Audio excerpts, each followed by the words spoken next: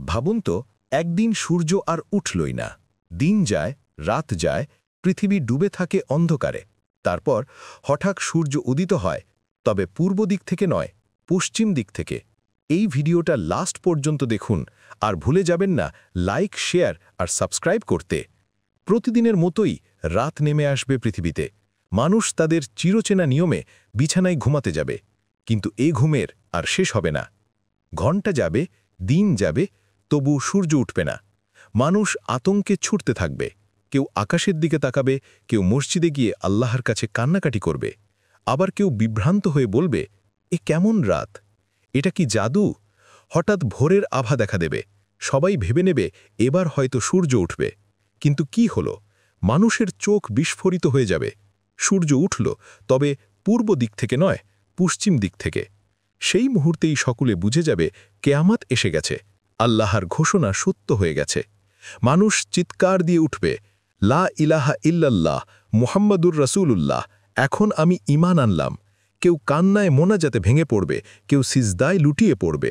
কিন্তু তখন আর কোনো লাভ হবে না, কারণ রাসূলুল্লাহ সাল্লাল্লাহু আলাইহি ওয়াসাল্লাম বলেছেন, সেদিন ঈমান আনা কোনো কাজে আসবে না।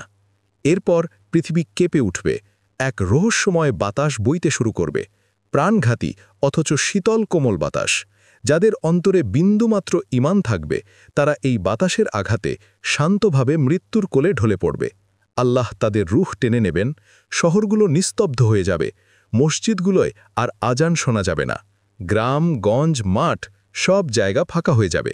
রয়ে যাবে শুধু অবিশ্বাসী আর আল্লাহকে অস্বীকারীরা। পৃথিবী তখন রূপ নেবে গভীর অন্ধকারে, যেখানে আলো নেই, সত্য নেই, আছে শুধু মিথ্যার রাজত্ব। মসজিদগুলো দাঁড়িয়ে থাকবে, কিন্তু ভেতরে কেউ নামাজ পড়বে না। কোরআনের কপি থাকবে, কিন্তু কেউ তা পড়বে না। শহরগুলো ভরে যাবে কাফের, মুনাফিক আর ফাসিকদের আনাগোনায়।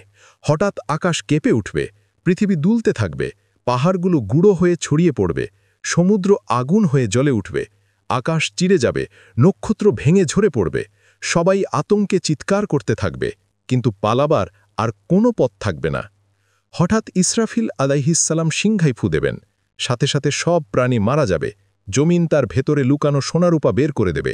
পৃথিবী আর আকাশ ধ্বংস হয়ে যাবে, থাকবেন শুধু একমাত্র আল্লাহ। তারপর আসবে এক দীর্ঘ নীরবতা। কতদিন, কত বছর কেউ জানে না, সবকিছু নিস্তব্ধ, শূন্য। তারপর আল্লাহ ইসরাফিল আলাইহিসসালামকে আবার আদেশ দেবেন সিংহাই ফু দিতে। মৃতরা জীবিত হয়ে উঠবে, কবর ফেটে মানুষ বের হয়ে আসবে। আকাশ থেকে আল্লাহর ঘোষণা আসবে, হাসরের ময়দানে সমবেত হও। এইভাবেই শুরু হবে মহাবিচারের দিন, যেখানে প্রতিটি আমলের হিসাব নেওয়া হবে।